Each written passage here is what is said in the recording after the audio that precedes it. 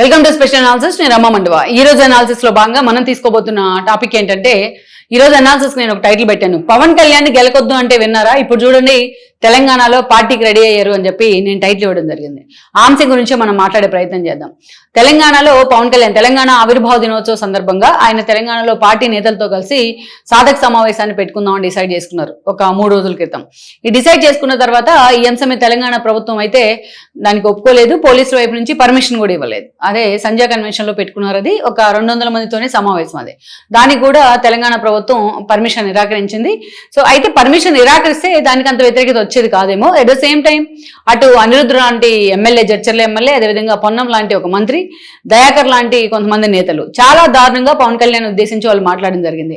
కవిత ఏదైతే మాట్లాడారో, పార్శ్వ యాదగిరి ఏదైతే మాట్లాడారో అంతకంటే దారుణంగా కాంగ్రెస్ ఎమ్మెల్యేలు కూడా కామెంట్ చేయడం జరిగింది. సింపుల్ గా పవన్ కళ్యాణ్ సభకి పర్మిషన్ లేదు, పర్మిషన్ ఇవ్వలేదు అంటే అది జనసేన వాళ్ళు లీగల్ గా తేల్చుకునే ప్రయత్నం చేసేవాళ్ళు, ఎలాగో లీగల్ గా వెళ్తూ ఉన్నారు వాళ్ళు. కానీ వీళ్ళు పావులా చేయమంటే రూపాయి పావులా యాక్షన్ చేశారు. అది ఈ రోజు ఆంధ్ర వర్సెస్ తెలంగాణ విభజన లాగా తీసుకొచ్చే ప్రయత్నం చేశారు. దాన్ని అది ఆ సెంటిమెంట్ రేకెత్తించే ప్రయత్నం చేశారు. కానీ తెలంగాణ సమాజం దాన్ని ఎప్పుడు కూడా యాక్సెప్ట్ చేయదు. వాళ్ళు చాలా హుందాగా నడుచుకునే ప్రయత్నం చేస్తూ ఉన్నారు. ఈ క్రమంలోనే ఈ రోజు వాళ్ళు హైకోర్టు మెట్లెక్కే ప్రయత్నం చేస్తే హైకోర్టు కూడా దీని లాస్ట్ మినిట్ లో ఈ హౌస్ మోషన్ పిటిషన్ తిరస్కరించింది. సో మొత్తం మీద అయితే పవన్ కళ్యాణ్ ప్రెస్ మీట్ పెట్టాలని డిసైడ్ అయ్యారు. ప్రెస్ మీట్ కైనా పర్మిషన్ ఉంటుందా అని చెప్పి సెటైరిక్ గా ఒక ట్వీట్ కూడా పెడతాం జరిగింది. ఈ క్రమంలోనే తెలంగాణలో తన ఇంటి దగ్గర తన పార్టీ ఆఫీస్ లోనే ఆయన ప్రెస్ మీట్ కండక్ట్ చేయడం జరిగింది. అయితే ఈ క్రమంలోనే తనని ఇన్ని రోజులుగా అకారణంగా విమర్శించిన ప్రతి ఒక్కరికి కూడా పవన్ కళ్యాణ్ సమాధానం చెప్పే ప్రయత్నం చేశారు. ఎవరు బాకీ కూడా ఉంచుకోలే. కవిత దగ్గర మొదలు పెట్టారు ఆయన, రేవంత్ రెడ్డి దగ్గర ఆగారు. గద్దర్తో తన సాన్నిహిత్యం దగ్గర నుంచి తెలంగాణ అంటే తనకి ఎంత అసోసియేషన్ ఉంది అనేది కూడా చెప్పే ప్రయత్నం చేశారు. వైఎస్ రాజశేఖర రెడ్డితోనే పోరాడిన నాకు ఇప్పుడున్న నేతలతో పోరాడడం ఒక లెక్క అని కూడా మాట్లాడారు. మొన్న ఎవరో కాంగ్రెస్ ఎమ్మెల్యే నాకు పాకిస్తాన్ అంటే ఇష్టం, పాకిస్తాన్ జిందాబాద్ అంటే సైలెంట్ ఉన్నారు, బట్ నన్ను జనసేన ఏమో తెలంగాణ అభివృద్ధి గురించి మాట్లాడుతుంటే మమ్మల్ని అడ్డుకుంటా ఉన్నారు అని చెప్పి మాట్లాడడం జరిగింది.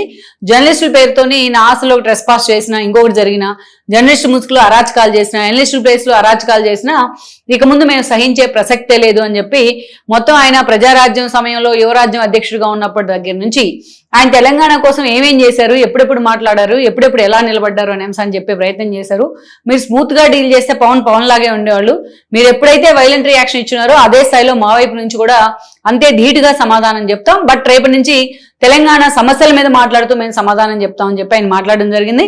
అండ్ ఇంకో బ్లాస్ట్ చేశారు ఆయన, మీరందరూ ఈ స్థాయిలో మాట్లాడారు కాబట్టి మీరు జనసేన అంటే ఎక్కడో భయపడతా ఉన్నారు, అందుకే రేపు నుంచి పూర్తి స్థాయిలో తెలంగాణలో జనసేన ఉంటుంది, తెలంగాణలో జనసేన వాయిస్ ఉంటుంది, తెలంగాణలో జనసేన మేము ఎక్స్టెండ్ చేసే ప్రయత్నం చేస్తామని చెప్పి చాలా క్యాటలారికల్ గా పవన్ కళ్యాణ్ చెప్పే ప్రయత్నం చేశారు. రేపు సూరత్ లో ఆంధ్ర వాళ్ళని వద్దంటారు, షోలాపూర్ లో ఆంధ్ర వాళ్ళని తెలంగాణ వాళ్ళని వద్దంటారు, మీరు దేశాన్ని విచ్ఛిన్నం చేసే దిశగా వెళ్తున్నారు, ఆంధ్ర తెలంగాణ అనే విభజన తీసుకొచ్చి అని చెప్పేసి మాట్లాడడం జరిగింది. తెలంగాణలో ఆంధ్ర ఐఏఎస్లు, ఆంధ్రలో తెలంగాణ ఐఏఎస్లు, అదేవిధంగా చూస్తే అక్కడోళ్ళు ఇక్కడ, ఇక్కడోళ్ళు అక్కడ జాబ్ చేస్తున్న వాళ్ళు కూడా చాలా మంది ఉన్నారు, వాళ్ళందరినీ మీరు అవమానిస్తా ఉన్నారు, అనుమానిస్తా ఉన్నారు అని చెప్పి కూడా ఆయన మాట్లాడారు. ఇదంతా ఒక ఎత్తు అయితే ఈ రోజు పవన్ కళ్యాణ్ ఇచ్చిన ఒక బ్లాస్ట్ ఏదైతే ఉందో, నేను తెలంగాణలో జనసేన విషయంలో ఆయన క్లారిటీ ఇచ్చారు. ఇప్పటిదాకా అవసరమైతే జిహెచ్ఎంసీ ఎలక్షన్ లో పోటీ చేస్తాం, తెలంగాణలో కూడా పార్టీ భవిష్యత్తు గురించి ఆలోచిస్తామని మాత్రమే అది అటు ఇటుగా చెప్పుకుంటూ వచ్చారు ఆయన తటస్థంగా. క్లారిటీ అయితే ఇవ్వలేదు. సో పవన్ కళ్యాణ్ రెచ్చగొట్టి వీళ్ళు ఎంత దూరం తీసుకొచ్చారంటే చాలా కాన్ఫిడెంట్ గా మేము తెలంగాణలో పార్టీని ఎస్టాబ్లిష్ చేయబోతా ఉన్నాం, రేపటి జిహెచ్ఎంసీ ఎలక్షన్స్ లోనే జనసేన పోటీ చేస్తుంది, అది బీజేపీతోనో టీడీపీతోనది తర్వాత సంగతి, కానీ మేము ఇండివిజువల్ గానే ప్రజెంట్ తెలంగాణలో మా పొత్తులు మేము వెళ్లే ప్రయత్నం చేస్తామని చెప్పి ఒక బ్లాస్ట్ చేశారు. ఇక్కడ ఆల్రెడీ చాలా మంది చెప్తా ఉన్నారు జనసేన శ్రేణులు కానీ అదేవిధంగా పవన్ కళ్యాణ్ అభిమానులు కానీ పవన్ కళ్యాణ్ తో పెట్టుకోవద్దని. పవన్ కళ్యాణ్ స్మూత్ గా డీల్ చేస్తే ఆయనకి ఎంతో పేషెన్స్ ఉంటుంది. మీరు చూసే ఒక సుగాలి ప్రీతి ఇష్యూ ఆల్మోస్ట్ ఒక 20 టైమ్స్ ఆమెతో భేటీ అయ్యి ఉంటారు పవన్ కళ్యాణ్, అసలు ఆ ఇష్యూ ఏంటో తెలుసుకోవడానికి, ఆ ఇష్యూని హైలైట్ చేయడానికి. అలాగా పవన్ కళ్యాణ్ హైలైట్ చేసిన ఇష్యూలు, పవన్ కళ్యాణ్ మాట్లాడిన ఇష్యూలు చాలా ఉంటాయి. ఓపిక కూర్చోవాలంటే పవన్ కళ్యాణ్ లాంటి వాడు ఎవడు ఉండడు, రెచ్చగొడితే మాత్రం పవన్ కళ్యాణ్ లాగా రెచ్చిపోయే వాళ్ళు కూడా ఎవరు ఉండరు. పవన్ కళ్యాణ్ అంటేనే ఒక కల్ట్ హీరో. మీరు చూడండి మెగా ఫ్యామిలీలో ఎందుకు మనం కొంతమంది గురించి మాట్లాడుతూ ఉంటాం అంటే, నిజానికి పవన్ కళ్యాణ్ లాంటి వాళ్ళు కూడా అంత ఎక్స్పోజర్ వచ్చిందంటే అది బికాస్ ఆఫ్ చిరంజీవి. ఒక గాడ్ ఫాదర్ లాగా ఆ ఫ్యామిలీకి ఒక సాలిడ్ గా నిలబడ్డారు ఆయన. అలాంటి చిరంజీవి అంటేనే డిఫరెంట్ యాటిట్యూడ్ తో చూస్తారు. మొత్తం మెగా కాంపౌండ్ నుంచి వచ్చిన హీరోలు కానీ చిరంజీవిని ఆ స్థాయిలో వాళ్ళ గ్రాటిట్యూడ్ ఉంటుంది, ఆ స్థాయిలో గౌరవిస్తారు. అదే ఫ్యామిలీ నుంచి వచ్చిన పవన్ కళ్యాణ్ అంటే చిరంజీవి కంటే ఎక్కువగా ఫ్యాన్ బేస్ ఉంటుంది. Fan base in the sense ఆయనకు ఒక కల్ట్ ఫ్యాన్ బేస్ ఉంటుంది. ఎందుకంటే ఒక హీరోని లేకపోతే ఒక సినిమాల నుంచి వచ్చిన ఒక వ్యక్తిని హీరోగా కొలిచే సంస్కృతి తెలుగునాట ఉండింది, చాలా తక్కువ ఉండింది బట్ తమిళనాడుతో పోలిస్తే. కానీ ఒక ఎన్టీఆర్కి మాత్రమే అదృష్టం దక్కింది. ఆయన నిజంగా ఆయన వేసిన పౌరాణిక పాత్రలు కానీ జానపదాలు కానీ ఇలా ఆయనలో దేవుడిని చూసుకునేవాళ్ళు. శ్రీకృష్ణుడు, రాముడు, ఏ క్యారెక్టర్లో ఉంటే ఆ క్యారెక్టర్ని చూసుకునేవాళ్ళు. అలాగా ఆయనకు ఒక కల్ట్ ఫ్యాన్ బేస్ ఉండింది. ఆయన ఆల్మోస్ట్ ఎన్టీఆర్ చనిపోయి ఇన్ని సంవత్సరాలు అవుతున్నా మీరు చూడండి, చాలా మంది ఆయన అభిమానులు కార్ల మీద లేకపోతే బైకుల మీద, సైకిల్ మీద ఎక్కడ చూసినా ఎన్టీఆర్ స్టిక్కర్ ఉంటుంది చాలా మంది. ఆల్మోస్ట్ మనం విజయవాడ లేకపోతే హార్డ్ కోర్ తెలంగాణ రీజన్స్కి వెళ్ళినా మనకు కనిపిస్తూ ఉంటాయి ఎన్టీఆర్ స్టాచ్యూస్, ఎన్టీఆర్ బొమ్మలు ఇవన్నీ కూడా. సో అంత అభిమానం ఉంది. ఆ తర్వాత అంత కల్ట్ ఫ్యాన్ బేస్ ను పూర్తి స్థాయిలో అంత తెర మీద తీసుకొచ్చిన వ్యక్తి ఎవరున్నా ఉన్నారంటే అది పవన్ కళ్యాణ్. ఒక డిఫరెంట్ పెక్యులర్ యాటిట్యూడ్ ఉంది పవన్ కళ్యాణ్కి.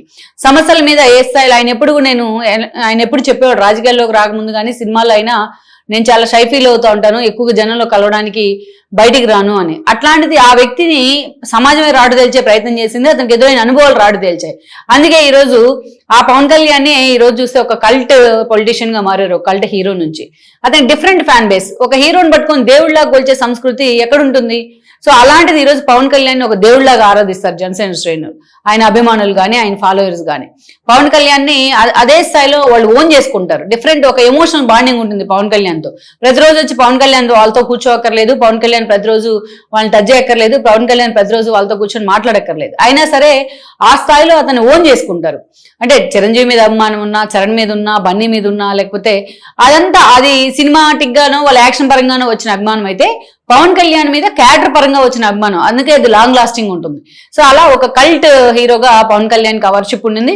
ఆయన జనసేన ఎస్టాబ్లిష్ చేసిన తర్వాత చాలా కామన్ ఇష్యూస్ ని ఆయన టార్గెట్ చేస్తూ వచ్చారు. చాలా మధ్యతరగతి ప్రజలు, అంతకంటే తక్కువలో ఉన్న వాళ్ళు, అలాంటి వాళ్ళందరి ఇష్యూస్ ని ఎప్పుడు కూడా హైలైట్ చేస్తూ వచ్చారు. ఒక ఉద్దానం దగ్గర నుంచి అనేక ఇష్యూల మీద, ఇందాక ఆయన చెప్పిన యురేనియం దగ్గర తవ్వకాల దాకా. సో అందుకే పవన్ కళ్యాణ్ అనేవాడు అంత కనెక్ట్ అవ్వటం, కామన్ మ్యాన్ కూడా ఆ స్థాయిలో కనెక్ట్ అయ్యారు. తెలంగాణలో కూడా ఈరోజు పవన్ కళ్యాణ్ వస్తాడనే భయంతో ఆపిడికడ మంది మాట్లాడటం తప్ప తెలంగాణ పేరుతోని మిగతా వాళ్ళు ఎవరు కూడా తెలంగాణ ప్రజలు రోడ్డుకి పవన్ కళ్యాణ్ గురించి మాట్లాడాల. ఈరోజు పవన్ కళ్యాణ్ మాట్లాడితే ఎన్నో సమస్యలకు సొల్యూషన్ వచ్చిన సందర్భాలు కూడా ఉన్నాయి, ఈవెన్ ఏపీ అండ్ తెలంగాణలో. సో అందుకే అలాంటి పవన్ కళ్యాణ్ గురించి పెట్టుకోవద్దు, ఆయన అనవసరంగా మాట్లాడద్దు, అన్నెసరిగా ఆయనకి సంబంధం లేని ఇష్యూలోకి ఆయన లాక్కొచ్చారు. మాట్లాడింది నాగేశ్వర్ అయితే దాన్ని ఖండించింది పవన్ కళ్యాణ్, దానికి కేసులు పెట్టొద్దు ఆయన మీద అని చెప్పింది, అరెస్ట్ చేయొద్దని చెప్పింది పవన్ కళ్యాణ్ అయితే సారీ చెప్పిన తర్వాత కూడా ఆ స్థాయిలో దాన్ని తీసుకెళ్లి తెలంగాణ వర్సెస్ ఆంధ్రగా సృష్టించింది తెలంగాణ వదిలే. కవిత మొదలుకొని ఈరోజు పాషం యాదగిరి దాకా అందరూ తలా ఒక చెయ్యేశారు దీంట్లో. ఆఖరికి ఆయన ల్యాండ్ ఏదైతే ఉందో ఆ కోర్చేరు ల్యాండ్ లోకి వెళ్ళి దాని మీద లైవ్ విలువ ఇస్తా ఉన్నారు బ్లాక్ మెయిలిస్టులు, చాలా మంది బ్లాక్ మెయిలర్స్. ఎంత జర్నలిజం పేరు చెప్పి బ్లాక్ మెయిల్ చేస్తున్న వాళ్ళు ఎంతో మంది ఈరోజు పవన్ కళ్యాణ్ ల్యాండ్ గురించి మాట్లాడుతూ ఉన్నారు. ఈరోజు చెప్తున్నాడు కదా ఆయన, నా ల్యాండ్ తప్పు ఉంది, నేను తప్పుగా ఆక్రమించానంటే మీరే తీసేసుకొని సంతోషిస్తానని. ఒకవైపు హైడ్రా రంగనాథన్ క్లియర్గా చెప్తున్నాడు అది కొనుక్కున్నదే అని చెప్పేసి, ఒకవైపు వీళ్ళు పోయి అక్కడ ఆక్రమించుకున్నాడు అని చెప్పేసి ఈ వీడియోల మీద వీడియోలు చేస్తా ఉన్నారు, ట్రెస్పాస్ చేస్తా ఉన్నారు, చెప్తా ఉన్నారు పవన్ కళ్యాణ్. నా ఆస్తుల మీదకే వచ్చేస్తే సామాన్య ప్రజల సంగతి ఏంటి అని కూడా మాట్లాడుతున్నారు. ఇది ఆలోచించాల్సిన విషయం, ఇది సామాన్య ప్రజల సంగతి ఏంటి అనేది. సో మొత్తానికైతే మాత్రం ఇలా పవన్ కళ్యాణ్ రెచ్చగొట్టి అన్నెసరిగా పవన్ కళ్యాణ్ తప్ప వేరే టాపిక్ ఏం లేనట్టు మాట్లాడి ఆఖరికి అధికార కాంగ్రెస్ పార్టీకి సంబంధించి చాలా ఇష్యూస్ ఉన్నాయి, వాటి మీద వాళ్ళు ఫోకస్ పెట్టకుండా పవన్ కళ్యాణ్ టార్గెట్ చేసి చాలా మంది మేధావుల్ని అడ్డదిడ్డంగా మాట్లాడిన మేధావుల్ని వెనకేసుకొని వచ్చి పవన్ కళ్యాణ్ వివాహాల గురించి కూడా హైలైట్ చేసిన మేధావుల్ని తోపులు తురుములు మేధావులు అని చెప్పి వాళ్ళని పూర్తి స్థాయిలో వాళ్ళకి సపోర్ట్ గా నిలబడి ఈరోజు వీళ్ళందరూ సరిపోక మళ్ళీ కవిత బయటకు వచ్చి తన పార్టీ తనకు ఎగ్జిస్టెన్స్ కోసం పవన్ కళ్యాణ్ టార్గెట్ చేయాలని డిసైడ్ చేసుకుని పవన్ కళ్యాణ్ టార్గెట్ చేసి మొత్తానికి పవన్ కళ్యాణ్ ఈ రోజు తీసుకొచ్చి తెలంగాణలో కూర్చోబెట్టారు. రేపు నుంచి జనసేనని పూర్తి స్థాయిలో ఎస్టాబ్లిష్ చేస్తారని చెప్తున్నారు ఆయన. మీరు అతన్ని మీరు అతన్ని యాక్సెప్ట్ చేసినా చేయకపోయినా తెలంగాణ సమాజం ఈ రోజు యాక్సెప్ట్ చేసింది. అంతసేపు పవన్ కళ్యాణ్ ప్రెస్ మీట్ పెడితే హుందాగా వచ్చి అందరూ క్వశ్చన్లు అడిగారు, ఎవరు వచ్చి గొడవలు పడలే. సో అందుకే పవన్ కళ్యాణ్ గెలకొద్దని ఆయన ఫ్యాన్స్ పాపం ఆయన ఫాలోవర్స్ చాలా మంది చెప్తానే వస్తున్నారు, మీరు వినలా. సో అనవసరంగా ఈరోజు మీరు పవన్ కళ్యాణ్ని గెలికి తీసుకొచ్చి ఏపీ పాలిటిక్స్ లో తీసుకొచ్చి తెలంగాణ రాజకీయాల మీద తెలంగాణ ఇష్యూస్ మీద ఫోకస్ పెట్టేలాగా చేశారు. లెట్స్ సీ మరి ఇక ముందు మరి తెలంగాణ పార్టీస్ ఎలా స్పందిస్తాయి పవన్ కళ్యాణ్కి సంబంధించి అనేది మనం చూడాల్సి ఉంది. ఈ వీడియో మీకు నచ్చినట్లయితే please share, like and subscribe R24 Telugu.